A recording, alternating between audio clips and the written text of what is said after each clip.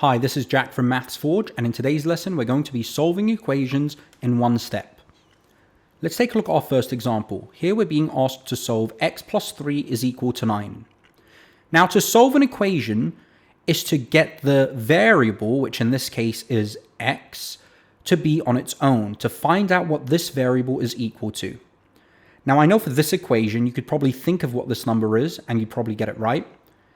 A number that we plus 3 to gives us 9. Well, just by looking at this, we can see that the number is 6. 6 plus 3 is 9. But we need a technique to solve equations because as they become more complicated, thinking of what the number could be becomes difficult.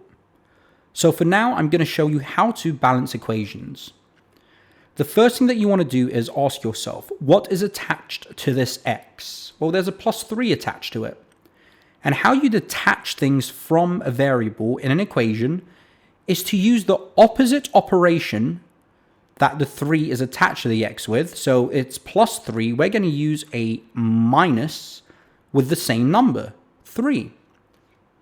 And when you do this to one side of an equation, so this equal symbol, you can think of it as a barrier.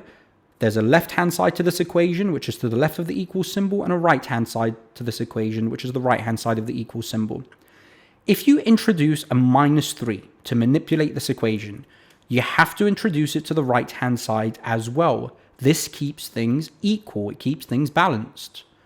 So we have plus 3 minus 3. They cancel out to give us 0 and leave us with an x. Now the right-hand side changes as well. 9 minus 3 is 6. And when you have nothing else attached to your x, you are left with the answer. Solving x plus 3 is equal to 9 gives us x is equal to 6. And if we check our answer, there it is. We'll do another one-star example. Here we're being asked to solve 10 minus x is equal to 2. So think about it. 10, taking away a number from it, we get 2. Well, this number here has to be 8. 10 minus 8 is 2. But how can we do this through the method that we did previously? The first thing that you're going to want to do is get rid of this 10 that's attached to the minus x. Now this 10 is a positive 10. The minus symbol belongs to the x. Any operation always belongs to the term that is to the right of it. So this 10 is positive 10. And how we get rid of a positive 10 is by subtracting 10 from both sides. So if I do minus 10 and minus 10, 10 minus 10 is 0, and this leaves us with negative x, which is equal to 2 minus 10, which is negative 8. Now, to solve an equation is to find x. It's not to find negative x, so this is not our final answer. If you ever find yourself in a position where you have a negative x or a negative variable, this is a nice little trick you can do.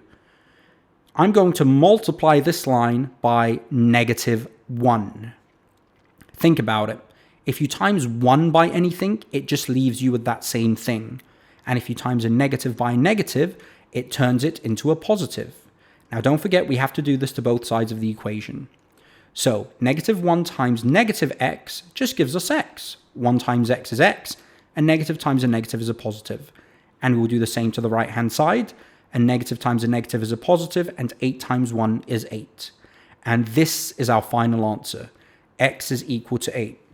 Now I know what you're thinking, this is a bit long-winded. Why would we do this when we can just think about what the answer is?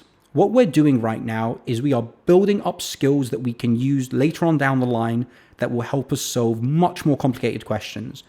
So this times by negative 1, for example, is a super useful skill to have in all parts of algebra. And I strongly recommend you using it so that you can retain this information.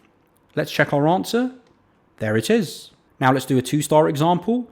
Here we have x divided by 5, and this gives us 4. So how to get rid of this divided by 5? Since it's attached to the x by a division, we're going to detach it by a multiplication with the same number, which is 5. And since we did this to the left-hand side of the equation, we have to do this to the right-hand side of the equation. This now gives us the following. X divided by 5 times by 5 just gives us x because the divided by 5 and times by 5 cancel out. And on the right-hand side, it gives us 4 times 5, which is 20. And this is our final answer. So if we check our answer, there it is. We'll do another 2-star example. We have 5x, which is equal to 55. Now 5x is actually just 5 multiplied by x. So to get rid of this times 5, we have to do the opposite operation, which is divided by, and a 5. And we have to do this to the right-hand side as well, divided by 5.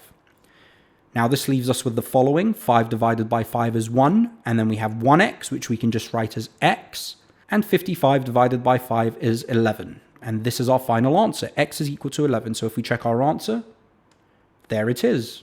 Now we'll do a 3-star example. Here we have negative x over 12, which is equal to negative 15. Now the first step I'm going to do here is get rid of this negative symbol.